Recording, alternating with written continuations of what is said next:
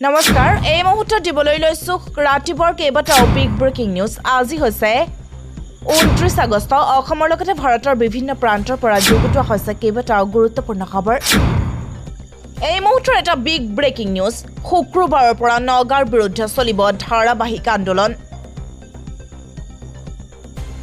মেৰাপানীত নগাঁৱৰ বিৰুদ্ধে চলিব ধাৰাবাহিক আন্দোলন নগাঁৱৰ নিৰ্দেশৰ পিছতে দল সংগঠনৰ গৰ্জন এবাৰ শুক্ৰবাৰৰ পৰা নগাঁৱৰ বিৰুদ্ধে চলিব ধাৰাবাহিক আন্দোলন 11টাকৈ নগাঁও বস্তিয়ে জাৰি কৰা কঠোৰ নিৰ্দেশনাৰ পাছতে ক্ষুব্ধ জাতীয় দল সংগঠন মেৰাপানীত নগাঁৱৰ বিৰুদ্ধে চলিব ধাৰাবাহিক আন্দোলন পৰৱৰ্তী বিগ ব্ৰেকিং নিউজটো হৈছে আজি বেদখলকাৰীক উচ্ছেদৰ মাজতে ৰাজ্যত হিন্দু পৰিচয়ৰে অসমত সোমাইছে জাকে জাকে মিয়া উচ্ছেদৰ মাজতে ৰাজ্যত হিন্দু পৰিচয়ৰে অসমত সোমাইছে জাকে জাকে মিয়া হিন্দুৰ পৰিচয়ৰে জাকে জাকে মিয়াক কোনে আনিছে অসমলৈ মিয়া দলৰ ভয়ংকৰ স্বীকাৰোক্তি কোনে বনাই দিয়ে ভুৱা আধাৰ কাৰ্ড হিৰত খেন্দুলৈ হিন্দুৰ পৰিচয় দি আহিছে জাকে জাকে মিয়া হিন্দুৰ পৰিচয়ৰে এবাৰ মধ্য অসমত প্ৰৱেশ মিয়া দলৰ মুছলমান মহিলাই হিৰত খেন্দুলৈ নিজকে দিয়ে হিন্দুৰ পৰিচয় হিন্দু বুলি চিনাকি দিয়া মহিলাই নাজানে নিজৰ পৰিচয় অসমীয়া নাম লৈ উপাধি পৰ্যন্ত ক'ব পৰা নাই সন্দেহযুক্ত মহিলাগৰাকীয়ে ঘটনা কেন্দ্ৰ কৰি নিশা কলিয়াবৰত উত্তপ্ত পৰিস্থিতি সোধপোছ কৰাত হিন্দুৰ পৰিচয় দিয়া মহিলাই স্বীকাৰ কৰে যে মুছলমান হোৱাৰ কথা আটাইকে আৰক্ষীক গতাই বীৰ লাচিত খেনাই 3 বজাতে ছুটি হোৱা স্কুলৰ ছাত্ৰ ছাত্ৰী এতিয়াও পোৱা গৈ নাই ঘৰ ৰাজপথত বানত আবদ্ধ স্কুল বাছ এম্বুলেন্স মহানগৰীৰ ৰাজপথত এবাৰ হাহাকাৰ দুদিন ধৰি ৰাজ্যত প্ৰচণ্ড বৰষুণ মহানগৰ হ'ল এবাৰ মহাসাগৰ প্ৰচণ্ড বানত বুৰ গ'ল মহানগৰ চৌদিশে হাহাকাৰ অৱস্থা মহানগৰীৰ প্ৰচণ্ড যান-জঁট ৰাজপথত স্কুল বাছ এম্বুলেন্স ঘণ্টাৰ পিছত ঘণ্টা ধৰি আবদ্ধ গোৱালপাৰাৰ উচ্ছেদক লৈ ৰাজ্যপালৰ তদন্ত ঘোষণাৰ পিছতেই লাগিছে হাহাকাৰ আৰম্ভ হৈ গ'ল গোৱালপাৰাৰ উচ্ছেদক লৈ ৰাজ্যপালৰ নিৰ্দেশত তদন্ত প্ৰক্ৰিয়া 30 আগষ্ট পুৱা 10:30 বজাৰ পৰা উচ্ছেদিতই দাখিল কৰিব পাৰিব অভিযোগ গোৱালপাৰাৰ উচ্ছেদক লৈ তদন্ত ঘোষণা ৰাজ্যপালৰ শ শ উচ্ছেদিত পৰিয়ালে দিব পাৰিব অভিযোগ শ শ উচ্ছেদিত পৰিয়ালে দিব পাৰিব অভিযোগ 30 আগষ্টত লিখিত আকাৰত দাখিল কৰিব লাগিব অভিযোগ পত্ৰ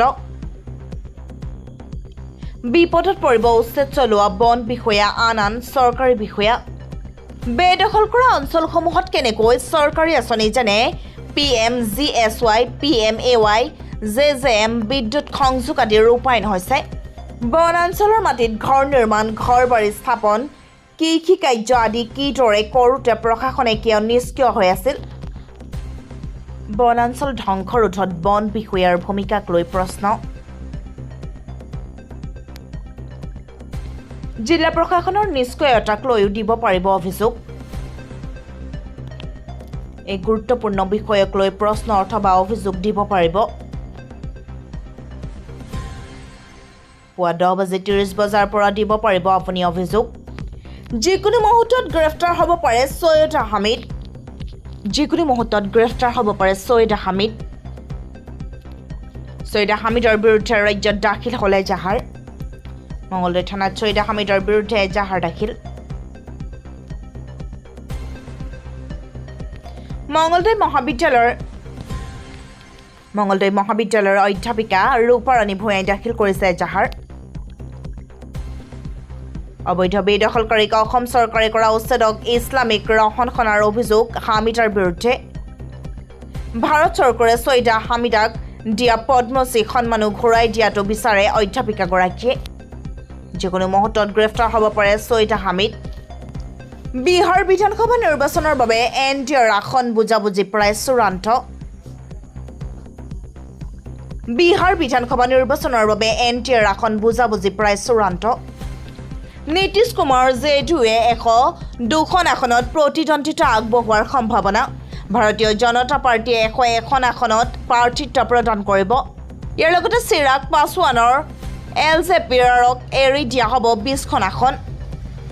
লগতে HM আৰু RLMক 10খনকৈ আসন প্ৰদান এনডিএৰ দলসমূহৰ আসন বুজাবুজিৰ আনুষ্ঠানিক ঘোষণা এতিয়াও বাকী বিহাৰ বিধানসভা নিৰ্বাচনৰ বাবে এনডিএৰ আসন বুজাবুজি প্ৰায় চূড়ান্ত গুৱাহাটীত উপস্থিত গৃহমন্ত্ৰী অমিত শ্বাহ বিমান বন্দৰত আদৰণি জনালে মুখ্যমন্ত্ৰী হিমন্ত বিশ্ব শৰ্মা কেন্দ্ৰীয় মন্ত্ৰী সৰ্বানন্দ সোণোৱালৰ লগতে ৰাজ্যিক বিজেপিৰ সভাপতি দিলীপ শইকীয়াই বিমান বন্দৰত উপস্থিত হৈ কেন্দ্ৰীয় গৃহমন্ত্ৰীগৰাকীক আদৰণি জনায় এই দুদিনীয়া ভৱনত অমিত শ্বাহ কেইবাটাও কাৰ্যসূচীত অংশ লয়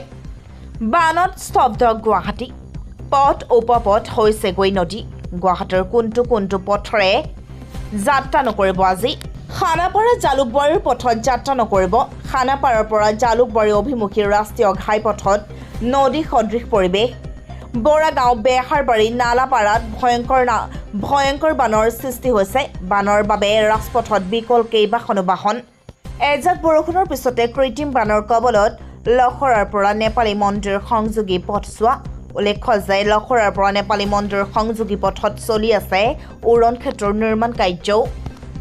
বুধবাৰৰ পৰা বানৰ কবলত থকা ৰুক্মিণী গাঁৱত যোৱাকালিৰ পৰা বৰষুণৰ পিছতে বৃদ্ধি পাইছে পানী পাঞ্জাৱৰে অনিল নগৰত বৃদ্ধি পাইছে পানী মুঠতে গুৱাহাটীত পথ উপপথত এতিয়া সাগৰ সদৃশ পৰিস্থিতি সৃষ্টি হৈছে গণেশগুৰি হাতীগাঁও গণেশগুৰি বেলতলা সংযোগী পথো বানৰ ফলত ৰাস্তাতে আবদ্ধ হৈ পৰিছে যান বাহন তীব্ৰ যান-জঁট সৃষ্টি হৈছে জিএছ ৰোড এটি ৰোড ভৱেন্দ্ৰনাথ শইকীয়া পথ হৰিদেৱ পথ